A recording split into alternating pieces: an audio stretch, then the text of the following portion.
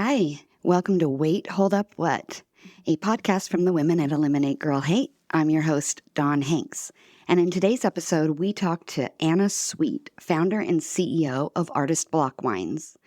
Anna is a Manhattan School of Visual Arts dropout success story. She is an artist who had her own gallery in 2017 and has been represented in a number of collections across the globe and coveted by collectors worldwide. However, a few years back, she decided she wanted to do something a little bit different, or maybe that's not even the right explanation. Maybe it's more that she wanted to add something new into her quiver. And so she conceived the idea of Artist Block in 2019 when her and her husband purchased a vineyard in Dundee Hills. So full disclosure, that's in the Willamette Valley, which is in Oregon, which is where we record from. And little Easter egg from the episode, but the winery that she has is literally 2 houses away from a home that my father and stepmother owned and my brother and sister grew up in. And at the time it was fields and horses and no vineyards at all. But if you know anything about the wine world, you know that the Willamette Valley and Oregon wines have exploded in the last 20 years. And so seeing that as an opportunity and a curiosity to learn more about the wine industry, Anna came in and started Artist Block Wines with winemaker and wine master Bree Stock, Oregon's only female master of wine, and started this kind of ingenious concept even in their tasting room. I believe they like to say that they brought color to the Willamette Valley in that it's not just a tasting room, but it's an art gallery. And you can see some of the amazing work that they're doing in this really cool, interesting space. And so I wanted to talk to Anna about all things art, wine, and how believing in yourself can help other people. So we hope you enjoy this episode with Anna Sweet. How many times have you heard the words workplace and culture used together and found yourself rolling your eyes at the thought? Believe me, I'm with you. I'll be honest, as I record this, I just rolled my eyes.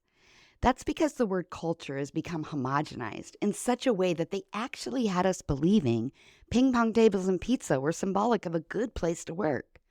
COVID changed that. Remote work was a success in the eyes of many, and as such, our ideas of what constitutes a good workplace culture have changed, and it boils down to one crucial element: equity. Now, don't you roll your eyes again on me. It's true. The expectation of employees is that they have a work environment and culture that works for them, regardless of who they are. No more cookie-cutter swag and Pizza Hut deliveries, mandatory after-hours happy hours, and all of the other things they do to make us feel like we're a family. This is especially true for women. Remote work gave many more hours in the day, the flexibility to feel more productive and present, and a choice in how and what style of work is best for who they are and what they do. This is at the core of what equity means, because the old way was made for one group of people. And this is where Eliminate Girl Hate comes in. We help create safe and equitable spaces for girls and women, and we help the companies that employ them be more profitable in the process. Not rolling your eyes anymore, are you? Check us out at eliminategirlhate.com. Use code WAITHOLDUPWHAT in your contact form for a free consultation call and see how we can help you and your business. We are sponsored by Epiphany Recording Studio. Creativity needs to flow freely if you want to reach that aha moment that we're all looking for. At Epiphany Recording Studio, their goal is to create space that takes full advantage of those moments. From podcast and video production to music creation, you get the support you need to create compelling stories with a competitive sound. Your ideas can flow freely because they partner with you free of judgment, ready to be vulnerable, do the work, and make your projects look and sound their best. So let Epiphany Recording Studio help you reach your artistic vision by visiting them today at epiphanyrecordingstudio.com. Tell them Dawn sent you. Have you ever dreamed of writing a book? I know I have. Or maybe, also like me, you've started a manuscript. Maybe you've started 10 and you've just never finished it, or never let anybody else read it, or never thought you could publish it. Wherever you are in the process, Jim Woods would like to help. Jim's a writer just like you, but he's also a coach who loves helping writers bring their books into the world and make them a reality. If you are like me, sometimes you need that push, a supportive but demanding cohort along the way to put your stories out into the world and keep you on track. Jim Woods is that cohort. Visit jimwoodswrites.com and click the Let's Chat button. Mention our podcast for a free clarity call and get your story out into the world because we need it. Hi, Anna. Nice to meet you. My first in-person podcast. I keep saying live, but it's actually in person. I like to start and just ask people to tell our viewers what they do and a little bit about themselves. Oh my gosh, what do I not do?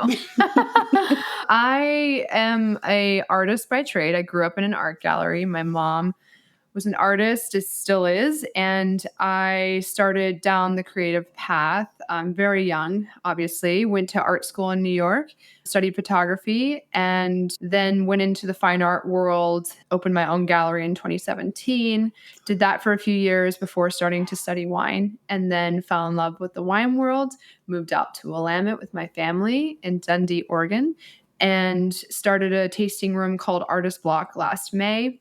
We've been building it since 2020. And ever since, I've been operating the tasting room with my studio downstairs. So it's about 2,000 square feet of wine tasting and then 2,000 square feet of art production. And that's where I'm at. How do you split your time with that? Like, is it 50-50 or it depends on the day? Because this is a new business, I'm giving the tasting room a lot of my attention. It's almost like a new baby where that baby gets a lot of the attention. And then the studio has been established for a long time. I usually check in with that several times a week, but it's definitely getting the short end of the stick right now. Sure. Which makes sense. It's hard though, because if you're a creative person, that's where you get all your kind of energy out and stuff. Yeah, I think it's creative, but it's also career creative. And so it's still a job. You know, it's almost when I step away from it that I get to be more creative rather than being immersed in it. Because it's almost the day-to-day of the to-dos that take up most of my time in the studio, where when I'm away, I can get inspired. And like, for instance, I went to TEDx over the weekend. That was like insanely inspiring to see these creative people and the accomplishments that they've made, and made me think bigger and in different directions as well. Yeah, the TEDx Portland group does a really nice job too. Like just how they bring the community together and all the things that they've done. Yeah, I had no idea that it was not just TED Talks, it was entertainment and design. And that to me was like a really great way to keep your attention. You know, first of all, as a attendee, they have like Modest Mouse playing in the middle of sessions, and then different performing arts happening. And so it was very stimulating on all levels. Yeah, and it's such a good representation of Portland that way as well, because we are such an art-filled community and kind of creative community. It's nice to see them mix it up. It's not just speeches or talks. Yeah, and there was one speaker in particular that that was really inspiring. Cat's coming to say hi. And he was a set designer for he's done all the opening games of the Olympics. He's done like Taylor Swift's Eras Tour.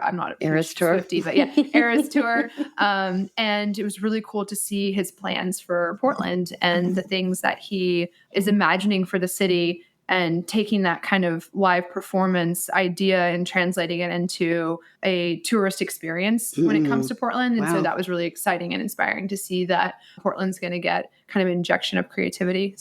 So when you moved here to Oregon, was it purposeful? Like when you started studying wine or looking into wine, were you like, okay, that's the area we need to be?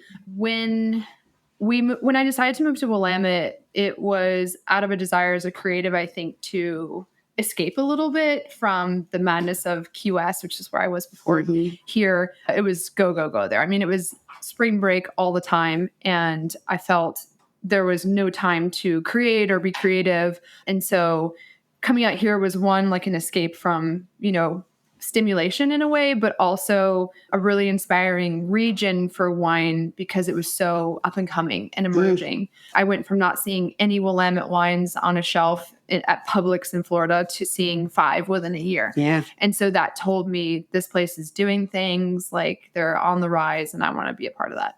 So even this, where you are, 20 years ago, my dad lived 2 houses back behind here. Oh, wow. And it was not vineyard. Like they had horses and they had all this land and so forth, but it was not vineyards. And so when we drove up today, I was like, that wasn't here and that wasn't here and that wasn't here. And so to see that explosive growth, and one of the reasons that what you're doing is inspiring to me is because it's female led, right? Mm-hmm. Obviously, Eliminate Girl Hate. But you also mentioned something about having a female wine master. Mm-hmm. And so can you tell us what that is? Yeah, so I found Brie Stock, who is our winemaker now. She's a master of wine, which is kind of like getting your doctorate in wine. She's education focused, so she sits on the Oregon Wine Board as the education director. She heads up the wine symposium that happens every year, and she is a voice for thinking forward in Willamette and what we're kind of capable of. I met her through a tasting when we were doing market research, and it just kind of happened by fate, I think, that we got connected originally. And when I came to decide what to plant, I realized I was way in over my head. And so I reached through my phone and found her contact. And yeah, we connected, and we just kind of had so much in common with our beliefs and how to think differently and approach things differently. And I had been wanting a female winemaker. I'm always surrounding myself by females in the workplace. And so it just seemed like the perfect fit. That's cool. And so you've done this 2020, you come out here, you do it. What do you think was the hardest part about what you've been doing? Ooh, that's a good question. I think the hardest part is learning a new industry. I'm the type of person that thinks if they can do it, I can do it. Mm-hmm. But it's humbling at times when new problems arise and new challenges arise that you just had no idea to expect. Mm-hmm. In a way, it's probably good that I didn't know what to expect, because maybe I wouldn't have done it. So almost my ignorance plays to my success in a way. I remember a guy telling me a long time ago, "You're so naive, it's cute." And a guy I dated in New York a long time ago. And I thought to myself, I'm never going to lose that. Like, I never want to lose that, because that's one of my superpowers, is like believing that I'm capable of it all. And I just love that he still follows me on Instagram, because I'm sure he sees me just, smashing by goals and boundaries. And yeah. So, and do you think it really was or is naivete, or do you think it's more of like a belief in self? I think it's a belief in self. Growing up, watching my mom do everything, for the family and support us and overcome challenges every day that, most people wouldn't even attempt. Mm-hmm. That just was what I saw growing up and believed to be how it was. Yeah. And so I'm sure some of it was naive in a sense that I didn't realize the world operated in a different way. But as far as what we're capable of, no, I don't think it's naivety. I think it's, believing in oneself. Yeah, I asked because, I did an episode with a couple of women, and it was about the terms of endearment that are used with women and how they differ so slightly from that of men. And it's like kiddo, sweetie, naive, like just different terms that make it even aggressive or emotional, mm-hmm. where it's said in a way that makes it seem like a negative when, as you said, it's actually a superpower, because it's this little extra something that I have that pushes me and makes me move forward and all of those types of things. So as you look at where you are today, what did you want to be when you were younger? An artist. Always. Like from the earliest age? Mm-hmm. And do you remember like what was the first art you were into? Photography. Okay. I became obsessed with, first I asked for a video camera when I was like 9 at Walmart. They were just starting to hit this, like the electronic department, the handheld video cameras. And I thought that was just the most fascinating thing. And so my mom, not having a lot of money, would assign like a big Christmas to each kid every year. And so it just happened to be my turn when those cameras were starting to come out. And so I got my first video camera. I started recording everything that I could. And then my mom ended up giving me a film camera, which is when I started to learn my love for photography and more that instant gratification of creating something so beautiful. And I photographed my little sister from the start. And that's kind of what led me down the fashion photography of women. Were your parents creatives, or? My dad's a musician and my mom's an artist. Oh, wow.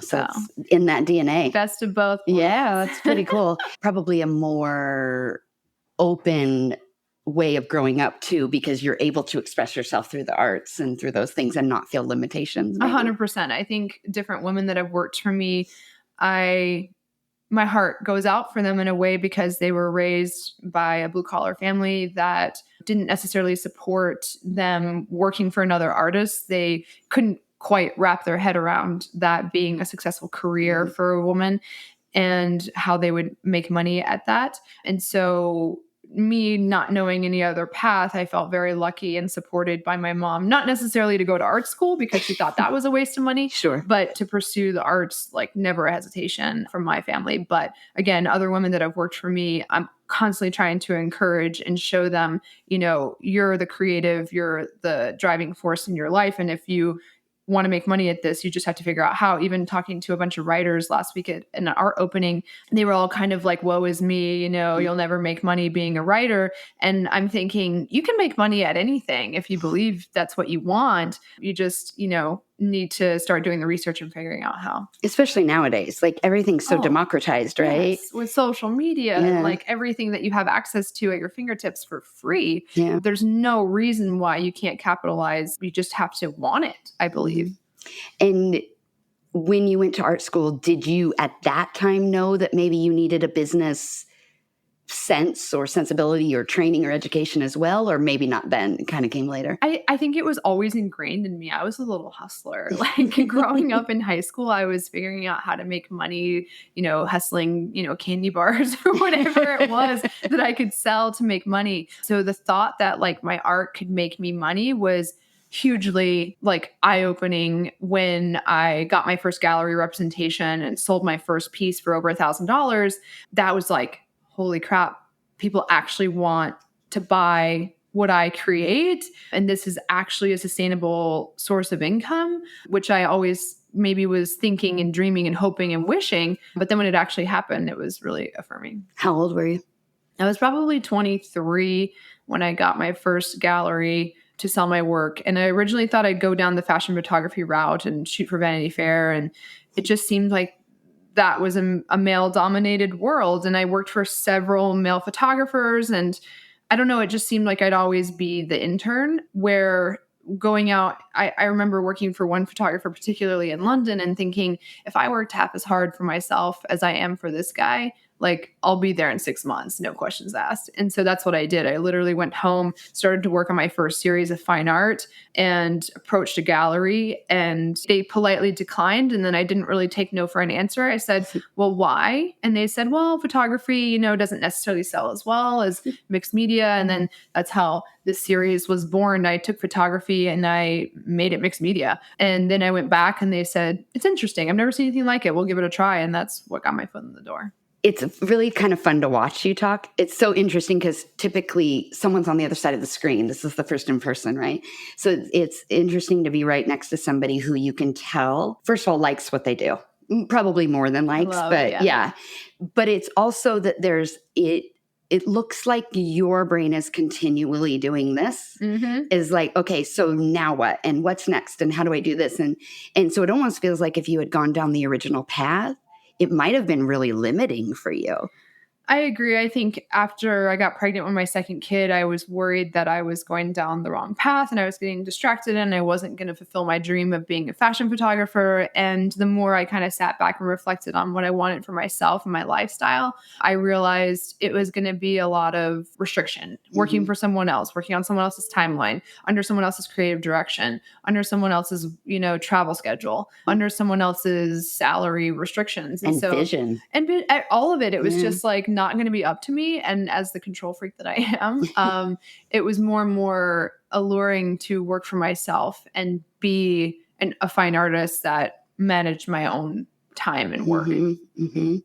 And what do you think has been the best part, like the rose, and what's the worst or the thorn? I think the best part of working for yourself is the satisfaction of knowing that you did it and you get to carry your head high in the world, that, I'm not saying I did it by myself, but I did it, and I think the hardest part is the insecurity or the worry that other people are relying on you. And so you go to sleep at night worrying about everybody else. Whereas when you work for someone else, you kind of leave your work at work. But when you run your own company, it's not about you anymore. It's about everybody else. And I think, I had a 25-year career in corporate environment, and you do take work home from you or with you, but it's different. It's about pleasing someone else, meeting someone else's deadline. It isn't about a satisfaction of self and fulfillment and helping other people. Mhm. And when you and I talked originally, we talked a lot about like, look, I don't want to dwell on like this prevented me or damn the man or whatever. It's more about where do I get the fortitude, and not just for myself. Yes, I want to do it for myself and my own, I don't know if satisfaction is the right word, but following your purpose and passion and being in something that drives you and thrills you and puts a light in your eye. But also, can I help other people in that process? Can I bring other women along and let them live in that purpose and live in that direction? And was that always a component of it for you? It wasn't necessarily something on my mind. When I first started, I, out of necessity, needed an assistant, a production assistant or a studio manager. And so naturally, I gravitated towards another female that was creative and understood me. And I believe they had talent. And that's kind of where it started. And I was very young. I was probably 25 at that time. And then as time went on, I thought, man, I really like having a female team. I'm going to expand on that. And I expanded. And then as I saw these women starting their careers and being able to push them and encourage them towards believing in themselves and that they could do it too. And now, like in hindsight, seeing, fast forward from 2017 to now, seeing those women open their own galleries on Duval Street and thrive in their own businesses, it's like, to think that I might have had a play in inspiring them to do that is so rewarding. And even at the TEDx event over the weekend, it really forced me to think about, I told my husband, I said, I'm really obsessed with like how I can do more for my community now. And there was one, it was like Coda the Friend. He had this really amazing performance, and it's not about you was the kind of underlying theme. It's just once you realize it's not about you, you'll be enlightened to how many people you can affect and how many people you can maybe make a difference in their lives. And so it's definitely something coming really hard to light for me is what can I do to not only like support my community, but more so the people that are here in my hands, and how can I raise them up and help them grow and achieve their dreams? Because it's not about me. When those women come to work for you, young women, older women, wherever they are in their life cycle, do you like being a boss? I don't know if I know how to not be a boss. I'll like walk into certain situations and I just start bossing. Right. And my husband's like, okay, calm down. Like someone else is in charge. And so, yeah. And then I realized, man, it's actually really nice to not be the boss. Like when someone else plans a vacation and I just get to show up. I said this one time to a girl who was working for me. I go, do you know what would be my dream?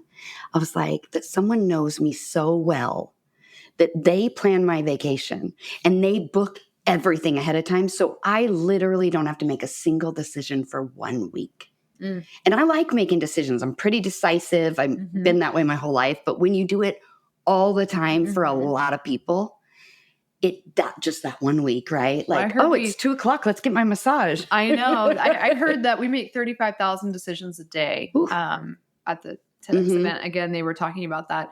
And so that is definitely makes you realize how decisioned out you'll get. And even at the end of the day, when my husband's like, what do you want to do for dinner? I'm like, don't make me answer one more question. Just pick a meal and go. Like I would literally eat anything right now. Yeah.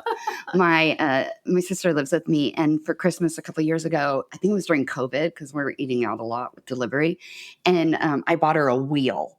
And we just put all the restaurants in town and you just spin it. And then it was like neither one of us had to decide, right? Because it's like, and so now she uses it. And I noticed it the other day. It has directors. She's really into film. Oh, cool. And so it has directors. And when she can't decide what she wants to watch, she spins the wheel and chooses like a Coen Brother movie. Life hack. And it's like $5 on Amazon. Just get a little wheel and perfect. Yeah, it's dry erase. Decisions that we don't want to make. Exactly. I mean, we all need that in our life.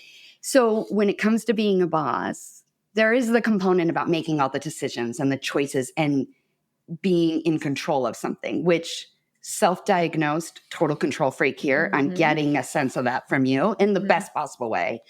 But do you also enjoy the like coaching element, the element of you're helping somebody and you can see the light bulb in their eye that maybe you had 10 years prior? I kind of hope that that's what they're seeing and not me being just bossy. My husband's always telling me, don't give your advice unless it's asked for, which I admire that, because a lot of people just aren't ready. And for me, like, of course, I always want to see people reach their ultimate potential.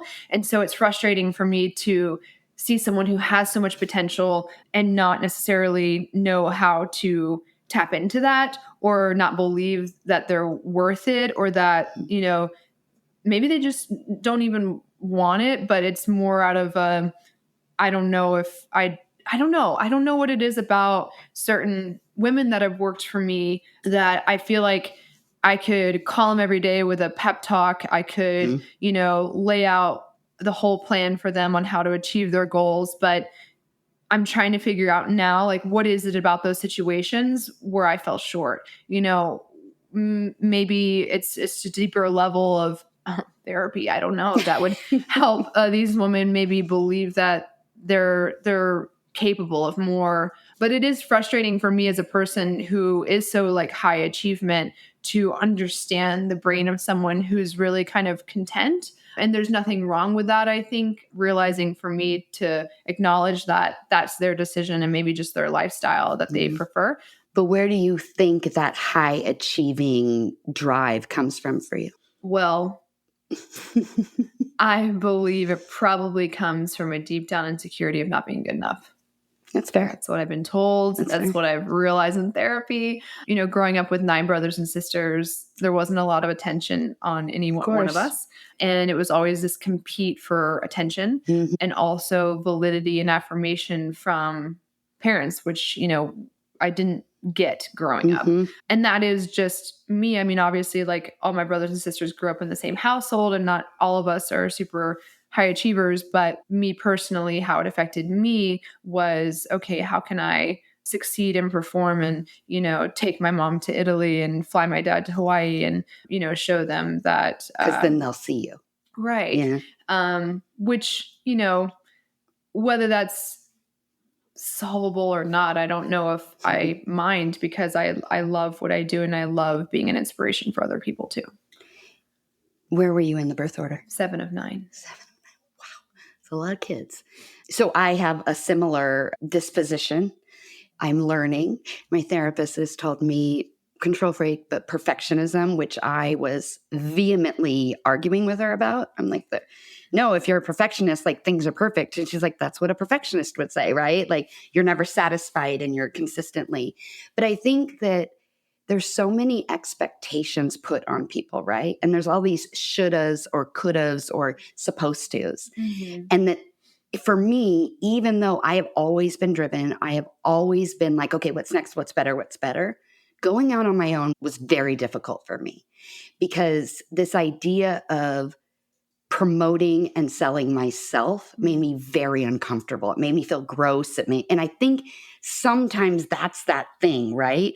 Where maybe somebody wants to do something, but they feel like if they don't do it this way, if it's not perfect, if it's not within the constructs of the box that's been given to us, then they'll fail. And so candidly, I've owned this business since 2015. I don't want to say it has failed twice, but it's not like I'm financially running up the mill and doing fantastic. Like, it's still a work in progress and we're still pushing it forward. And some people don't have the conviction to work through the failure, right? Do you love what you do? You'll make me cry. I do. Yeah. I think I was born for this. And I feel like when that's the case, it doesn't matter if you fail. You're never failing. First of all, because you're following your dream, right? Yes, and so a new perspective on it, I think, is key to know that if you love being a stay-at-home mom, you're not a fucking failure.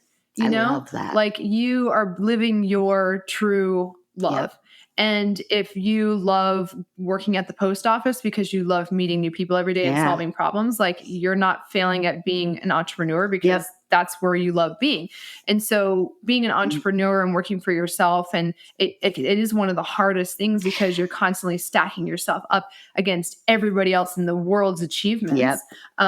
You have to understand that, like, you're only seeing the end result for those people, and how do you think they got to where they are? They definitely fell. And one of the things on my board upstairs is one of our core values is we fail fast. If we don't fail, we don't learn. And so getting comfortable with falling, it's like, imagine watching your kid do something for the first time, they're going to mess up constantly, Yeah. but you have that grace and you as a parent and you say, that's okay. We pick ourselves up and Yep. we keep going and that's how we get better. Yep. And when my daughter's like, well, I just suck at this. It's like, yeah, of course you do. You've never done it before. Yep. It's like, but guess what? Doing it every day and messing up is the only way you're going to get up on stage and be able to play that song perfectly. And those, like when you're talking about the women that you're like, I don't know why they're not believing in themselves. I've worked with a few people like that as well. And we talk about rebounding the ball. I'm a big basketball nerd, or I have been previously. And I spent all week at a 13-year-old girls basketball tournament. So I'm real into it right now. But it's this idea that scoring doesn't win basketball games, right? It is defense and it is rebounding. And so if you fall on the floor because someone swats that shot and you are laying on the floor and not getting up, you're not going to get the next shot and you don't get the next try or the next ability. And so it's like, how do you rebound fast? And that failing fast, failing forward, and not thinking of feedback as a step back. It's a feed forward, right? It's moving you forward to where you need to go because we don't know everything. We only know what we want, what we know when we know it. And as an entrepreneur, especially as you're starting out, there's this, and I don't know if it's for men or women, so I apologize if I'm gendering this and it shouldn't be, but for women, I think there's a built-in thing that we have to do everything and we have to do it ourselves and it all has to be great and it has to look pretty. And so also, like, do you remember or recall the first time you knew it's okay for me to get other people to do the things because you have to do everything, right? And it's like, we just discussed this. I'm not tech.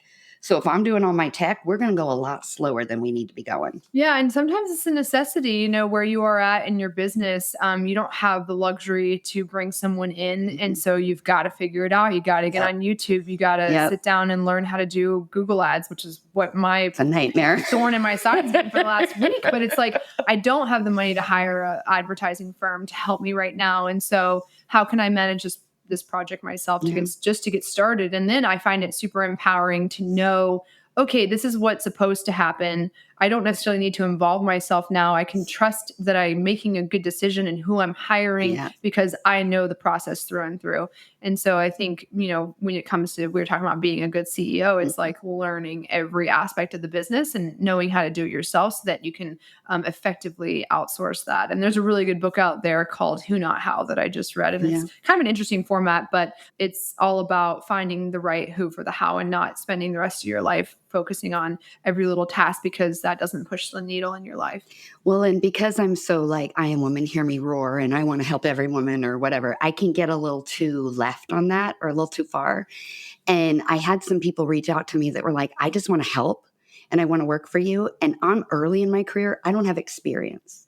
So can I help you? And I'm like, I don't have the money. And I said, so let me think about it. And I went back to the table and was like, what could I give them in return? If I don't have the financial means to do it yet, but I'm still giving them something of value, right? And to find these young people that are just starting out, Google Ads. I have an SEO person, right? She's in her final year of grad school and she's like, I need practical experience. Let's work together. We can teach each other, learn things, right? And so there's also this idea, and I think it's very well used in male CEOs, but it's this barter system or this bro code where like, oh, I know a dude and I know a guy and they network and they help each other out in ways, yes, financially, but other ways. And learning to do that for me has been huge because I don't ask for help. I do everything myself. I see that relation there. And being comfortable with it because I never wanted anyone to feel used by me, taken advantage of by me. And I like the whole purpose of this company is to prevent people from dealing with some of the things I dealt in the corporate world and the personal life that were solely about being a girl and a woman. It wasn't about my skill set or my talent or ability. It was because I was a girl. And that means I'm to this, I'm to this, I'm to that. Like, I hate that word too, TOO. Like, I wish it would just go away because it's like, there is no such thing. It's who you are and leaning into who you are. And it was one of the things I was impressed by you when I met you is because you are so unapologetically who you are. And that's hard to own, take, accept. And so has that been a process or have you kind of just always been like, no, I'm pretty dope and I don't care who knows it. Well, I joke sometimes to my friend and I say like, I'm not a narcissist, am I? And she's like, it's the fact that you're asking yourself that means you're not. But because there's times when I think like I am unapologetically living my truth and my love. And even my husband has struggled with me being so okay with chasing my own dreams and going after anything that I find, my heart wanting. And I think that is hard for a lot of people to believe that they're capable of that. Again, probably from their upbringing and having parents who went to work for the man and came home and that was their life. And for me, that's never what I saw. I mean, my mom was fucking dumpster diving to rehab furniture, to sell it at a flea market, to put food on the table. It was like whatever it took, she was out there doing. And so I think the biggest inspiration for me to continue on and to continue to learn and grow is listening to podcasts like this and understanding that like you are going through the same things that so many other people are going through. And you just have to seek the resources to keep you going. And at any given time, I've got 6 different podcasts that are going to inspire me to just keep going, So do you consider yourself an introvert or an extrovert? An introvert, okay. Which is hilarious because a lot of people like see me on the same. Last week I was on the news twice and I had a big show opening and I was like putting the face on for the press and all this. And it's just like, I really would just rather not. And you got to come home and restore that. But I know how important it is for my goals. And so I pull myself out of my shell. I put on a brave face. I show up for things like this because I want bigger things for myself and so that I can give bigger things to others. And it's learning how to come out of that introvert mindset and harness the power of your story and what you can give to others. I love that because ultimately this is about storytelling and this idea that the more of our stories are out in the world, the more people can take the pieces that work for them and create what their story is and take that and move something. And so I love that concept. So as an introvert, what recharges you? That's a good question. Again, I'm referencing my friend Jessie upstairs. But when we were in Hawaii, she mentioned that she needed a day to herself. And I thought, that's a concept. I'm like, why have I never thought of that? Yeah. I will say like taking a bath when I get home and telling my husband, don't make a freaking sound out there. I don't want to hear you. I don't want to know you're here. Like I want to just be and relax and recoup. I think that's good. I think doing things that are outside of my comfort zone, which my comfort zone is keeping busy and working and fixing things and doing projects. And when my husband's like, no, we're going on the boat today. This is when we lived in Key West. I'm like, I can't go on the boat. I don't have service on the boat. I can't get anything done on the boat. And then when I'm out there, I'm like, wow, like this is incredible. This is life. This is what we work so hard for. And there's this funny story, and I don't know it exactly, but it was like a story of a fisherman, and this really successful guy comes on the boat and he's like, this is a great business you got here. You should buy 10 more boats and, make so much money and have all this stuff. And he's like, yeah, but then what would I do? I would be back on this boat right where I am, and so to some people, they're already living, their joy. And I have to constantly remind myself how to balance life with accomplishments and sit down and appreciate the moments with my children as they're growing and hyper focus on the now rather than constantly worried about the future. I even told my husband last week, I was like, I really just want to stop thinking about the future for a while. And I want to be living in the present. Well, and it kind of goes back to something that we started at. When you are driven. So I'm going to back up. For me, during this whole like COVID and aftermath of COVID and so forth, a friend of mine that we both know, Miko, she said, you're the most productive person that I know. And I was like, I'm not. I'm the laziest person, And then she proceeds to tell me all the reasons that's not true. And so I had to really evaluate it and think about it. And for me, this doesn't, I'm pointing to my head for those of you listening. My head does not stop thinking.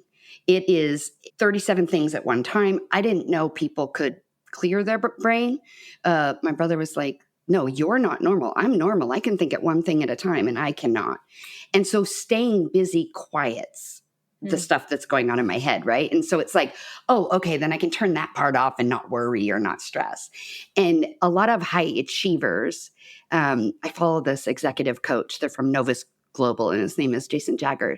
And he's always like, you got to go for the next, and what's next, and what's that? And I get it, right? You do want to continually grow and stuff.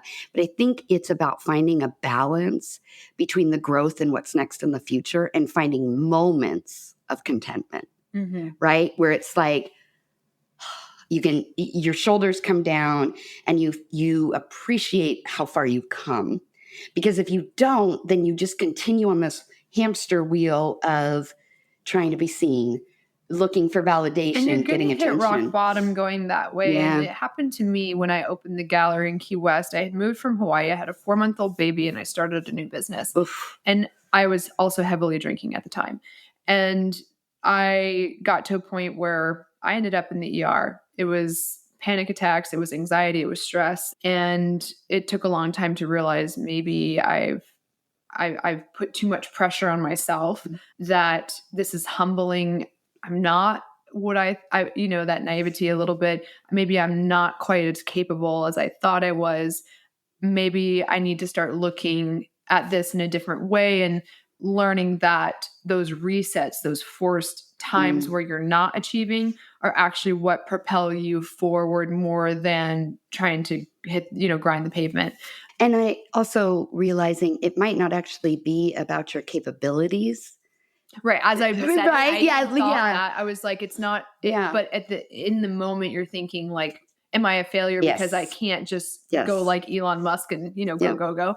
But at the end of the day, like, who knows what he does to reset? I'm sure he has his ways, but realizing that that's absolutely essential for balance and for mental health and for stamina. And like, you think about when you go to the gym and work out, if you're not eating well and having lots of protein and hydrating, you're not going to perform. And so I think it's the same with life balance. It's like, if you're not sitting to appreciate, and truly appreciate the wins and the progress and the life that you've built for yourself and how lucky you are to be living your dream. I look at people as I'm traveling every day and think, even the guy behind the car rental counter, I'm like, gosh, I'm just so grateful that I've believed in myself to get to where I am. And that for me, my joy and my journey is not working for anybody else. So whenever I see anybody working for anybody else, nothing against people who work for car rental agents. Right. It's just that I'm glad that's not my journey. I can't believe that, I'm so grateful and lucky to have what I have. And I'm really glad you talked about the burnout, because I experienced something very similar in 2018 to 2019, lost somebody pretty important in my life. And afterwards, 8 more people in like a 6-month thing. And on the day that person passed away, I was at the hospital at 4 a.m. and was at a 6 a.m. mandatory meeting at work. I mean, disheveled, unshowered, bawling. And then I proceeded to travel almost 300 days that year, the following year. And I was in the emergency room 13 times. Like, I was panic attacks, all of those things. And it was just like, no. And for me, that's when COVID hit. And I wasn't working, and I have a beautiful little tiny house with 2 rocking chairs and a fire pit in the front. And I sat out there every single day with the fire going, listening to music and like waving to neighbors, like those, like, I love it. Like in my bathrobe, because I actually wore a onesie. I called it Onesie Wines Wednesdays, and would sit out there. But it was like my socialization. But also my sister makes fun of me all the time because it was like, I said, did you know that bluebirds are real? And she's like, yeah, I went to school, Dawn. I know bluebirds are. And I'm like, no. Like, we have them. They're in our yard. I saw a bluebird for the first time. And she's like, but I had realized I started working at like 13 or 14. And all through high school and my 20s and my 30s, it was 2-3 jobs. It was going to school. Like, I had never stopped and just looked and like breathed and took a moment. And so while COVID was a very difficult time for so many people, it was the longest I had ever been in one place. I had been traveling 2 to 3 weeks a month for years. It's the longest I've ever lived anywhere. And so it was this mandatory or pushed or forced upon me slowdown that just made me reevaluate so much in my life and realize that maybe that hustle wasn't the reason I won. it could be an element of it, but I could do so much less and still be good because I cared about what I was doing. And I put my all in. I cared about the people I was doing it with. And that reframing has changed so much about me that I'm almost like, I don't know what I would do going into corporate America. Like, how would that work and what would it look like? Because now I'm 48, right? That it's a whole different life and lifestyle that I want now. And while I still want big things, it's not about the title or the rungs on the ladder the way that it was before. Because it used to be a checklist of the supposed to do's. Because it was so maxed out for you. Yes. And now it's more like success can be something different. And that's what I think is what you are showing the people that are working with you and for you and what you're expressing. It started with photography. It went into mixed media. It's all sorts of amazing art, which I will put on our social media to show this place because it's so gorgeous. And it's, okay, now what? And now it's wine. And you're doing that, and it's showing that different things can look different ways to different people, and you don't have to fit in a box. And so, or a block, if you will. My life looks 10 different ways in one day. Yep. So I love that. So we're going to close up now. And I wanted to, before we leave, just say if there's anything that you maybe wish you knew before you started this journey. That's a good one.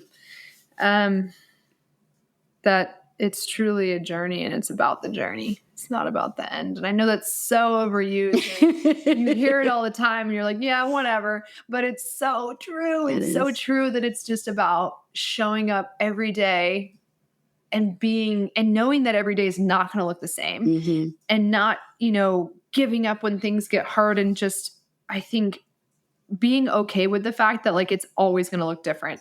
Like you were saying, it's not always going to look like the check boxes. It's going to be wild and crazy. And it's just this ride of life, and like learning how to ride the wave and fucking enjoy it is all we got. I love it. Awesome. Thank you very much. Tell them the name of your company and where they can find you. So we are Artist Block Wine, and we're Artist Block Wine on Instagram and .com. And yeah, we're out in Dundee Hills, and we'd love to see you. Awesome. Is that also where they can find your art? So yes, you can find some of my art on our website. It's linked to that, but I am Anna Sweet on Instagram is my fine art career. Awesome. Thank you so much for joining us. I really appreciate it. Thanks for having me. Awesome. I'm so excited about this episode. It was a little bit of a departure or difference from some of the other ones, mainly because we recorded in person. So you actually got to physically be in the space of Artist Block Wines, which is just gorgeous and inspiring to have kind of art and nature all around you while you're sipping on a glass of wine. Although, candidly, we did not have wine while we were talking. And now that I think about it, that might have been a huge mistake. Next time, Anna, next time. So we titled this episode, How to Be in Service of Yourself and Others as Well, or some version of that wording. And, in listening back to it, I was really struck by the way to be in service to others is ultimately to be in service of yourself. And I'm not talking about narcissism or self-involvement or self-indulgence, but this idea that if you follow the path that feels right, that is your purpose, it's your soul, it's your heart work, right? If you follow that path, then intrinsically you are going to help others along the way. And whether that is by literally or physically holding their hand and taking them on the journey with you, or whether it's somebody you'll never ever meet that's inspired by your journey, inspired by your work, inspired by the light that's in your eyes when you talk about what you do, and even the people that just get to experience what you put in their world, and it makes them have a good day, a good hour, a good rosé with some cheese. All of those things help to inspire and empower others to go after the things that they want to do and live in their dreams. And I didn't know what to expect in talking with her. I had only met her a handful of times. But in the process of the conversation, number one, super impressed with myself that tears never flowed. Hello, life good moment there, because when I listened back, I realized how much of it I needed to hear, and how much I needed to hear from someone who is unapologetically confident in trying new things and doing things and following their heart in what they wanted to do, and not being afraid to learn along the way, and not being afraid to fail along the way, and not really worrying about what other people think. When you start a business that is about speaking or a podcast, there's a certain amount of vulnerability that you need to bring with you to the conversation. And as I debated whether to start this podcast, and even in the process of recording the episodes that we've recorded thus far, I often question whether or not it will block my journey in other places because I'm being too vulnerable or too candid. And I hate that I'm saying that. I hate that I said it in my head and that I spent a few nights not sleeping because of it. But because I don't want that to be that the world is, right? I have this idealistic vision that we can all bring our full, authentic selves to all of the work that we do, and that there would not be ramifications for that. But I also know the realities of the world and these weird structures that are put in place to make us all the same and to create a level of comfort for everyone that often ends up making us all more uncomfortable, which is so ironic and weird. And I'll probably have a conversation with my therapist about that. But at the end of the day, in listening to Anna talk and knowing that people are going to say what they're going to say and people are going to think what they're going to think, and if those prevent me from going into spaces that I thought I wanted, maybe that's the universe telling me that they aren't the right spaces for me. And listening to that, feeling that, and following what I feel is my journey becomes really important. And so, there was a moment in there where she stopped me as I started to talk about failure. And she said, "But do you love what you do?" And it was very difficult not to cry in that moment because this does mean something to me. And so I appreciate that provocation in that ability to shock me a little because, I said this to someone this week. They told me, yes, this is what I love to do. And yes, this is what I want to do. But, I don't think I'm good enough, or I don't think this. And I stopped them and I said, what makes you think that you're such a piece of shit that you don't deserve the things that you would give to anybody else, whether that be grace, space, time, all of those things? You're wonderful. And so Anna kind of reminded me to say that to myself. I'm dope. And the things that I believe in and the things that I want to do, they're dope. And they may not be for you or for somebody, but they are the things that make me who I am. And I like who I am, and I want to continue to like who I am. And so that means not cheating myself out of following it full-heartedly. And I hope that as you listen to this episode, whatever that thing is that revs your engine and turns you on in the world, I hope that you know that you're good enough to go after it, and nobody, absolutely nobody knows what they're doing. So you just seek out the resources, you seek out the feedback, you Google and you YouTube and you TikTok and you do whatever to find out the things you don't know, to be able to move forward. And then when you're able, you find resources and people who are smarter and more capable and interesting and can contribute to the dream that you have. That's the lesson I got. I hope you got something similar or even better. And if you did, please make sure to share it with us. You can email us, info@eliminategirlhate. You can DM us on our social platforms, Eliminate Girl Hate and Wait, Hold Up, What on Instagram. And tell us your thoughts. We'd love to hear it. Thank you, and we hope you'll come back and listen to us again.